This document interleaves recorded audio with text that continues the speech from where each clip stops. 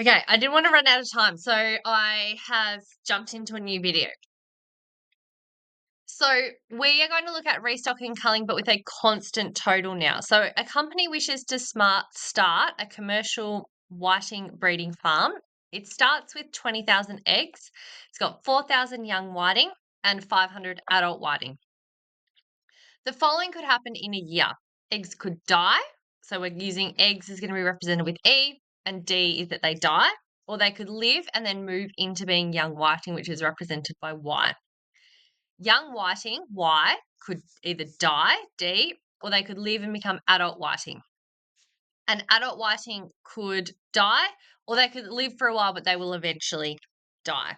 So from one year to the other, it's represented with this recurrence relation. So remember, 2 parts recurrence relation. This is where they start. So we know that we've got 20,000 eggs, 4,000 young, 500 adults, and we've got none that are already dead represented in this matrix. But we have to show it because if we don't actually represent it, our matrix calculations won't work because we haven't got that value sitting there at all to use. So to find our next number in the sequence, we take our transition matrix, we multiply it by the previous value times by how many come in the next year. So this year, if we've got eggs, none actually stay eggs, is what this is saying. The eggs are either going to hatch and turn into young whiting, or they are going to die. So can you see that our zeros still have to sit in there because we have to represent that no eggs are staying eggs and no eggs transition straight to adult whiting. So it's the same up in this initial state where we have to represent our dead whiting. We have to show that value and we have to show those situations. Otherwise, our matrices aren't the correct size to create the calculations, and we can't show that they are going to move into that state because it's not actually there to start with. So always think about the size of your matrices and how you're going to accurately represent this information. So the question goes on to say the company wants to buy or sell enough young and adult whiting so that their numbers on the farm remain the same each year. The company also assumes that the female adult whiting are going to lay 20,000 eggs each year and that all the dead fish and eggs are removed. How many young and adult whiting will the company buy or sell each year? So we need the next year value to stay the same as that initial value. We need them to remain the same. So we know already, what we don't know is our W value. It actually wants to know how many we're buying or selling.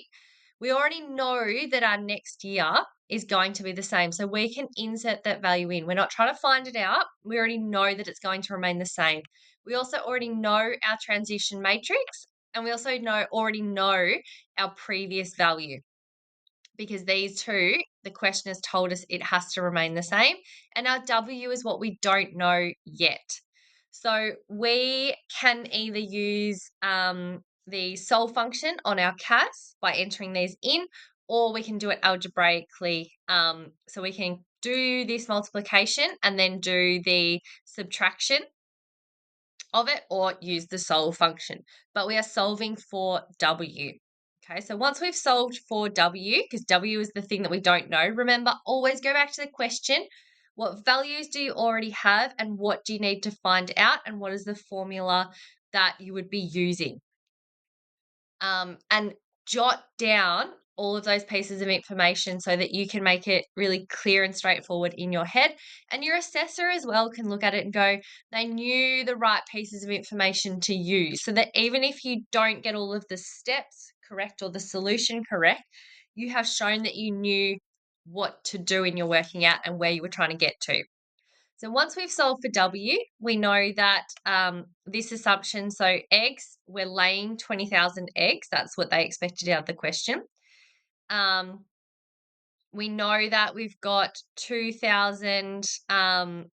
negative 2,000 young whiting.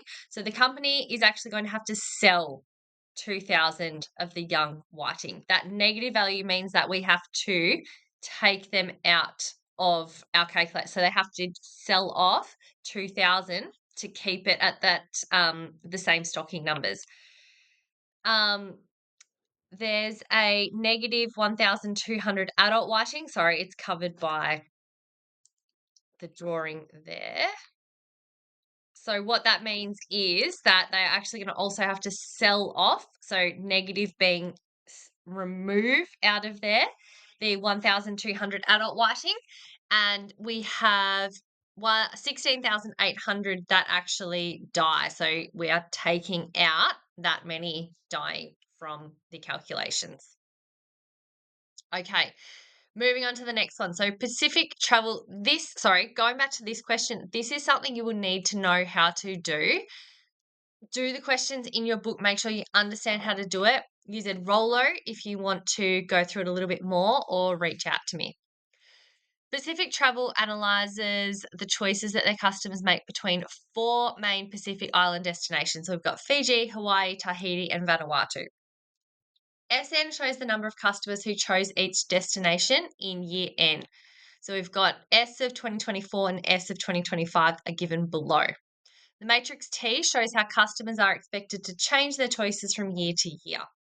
So our year here is 2024, year here is 2025, and then we've got our transition matrix. So we know that in the next year, we will have the transition matrix multiplied by the year prior plus B.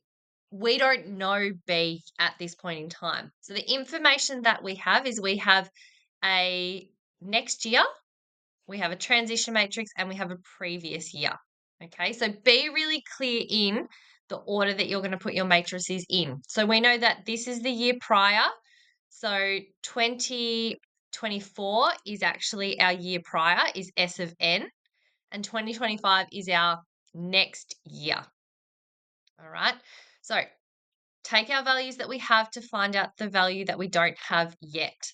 So we know that this is 2025, and again, show what you're substituting in. So 2025, transition matrix, 2024, and B. Use the solve function, solve algebraically to find B.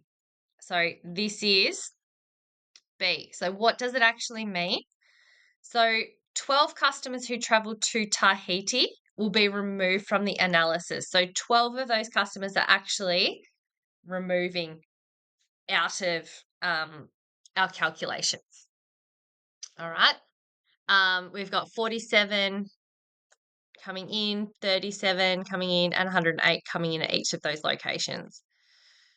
We're going to use the restocking or culling recurrence relationship for part C. So C is for finding 2026. All right. So to find 2026, we need to use the 2025 values. So we need to use the year prior. Remember, we can only use the recurrence relation. We can't actually jump to a period of time. So we have to use that year prior. So we are going to go, we want to find S of 2026. We don't have that value. That's what we want to find out. We do have T. We have our transition matrix, and we have the matrix for 2025, which is here. And we found out our B in our question prior. We work through those calculations. Please remember to do the multiplication first. BODMAS still applies in matrices. And then do your addition. Okay. Remember when we've got a 183 plus minus 12, we're going 183 minus 12. They sort of cancel each other out in simplified terms. So we end up with 505 people going here. We've got 321 going here, 171 going here, and 313 going here. Sorry, I can't go back up to the question to find the locations, but I think it was Fiji, Hawaii, Tahiti, Vanuatu from the top of my head. Practice these questions. It takes a little bit to get used to, especially in terms of what that negative value means. Reach out if you have any questions. Next up, we're going on to Leslie matrices. These were new in the study design that came out in 2023. So we will go through those. Make sure you get those questions done and reach out. Check your answers as you go is really, really important. Utilize Ed Rollo if you've got access. All right.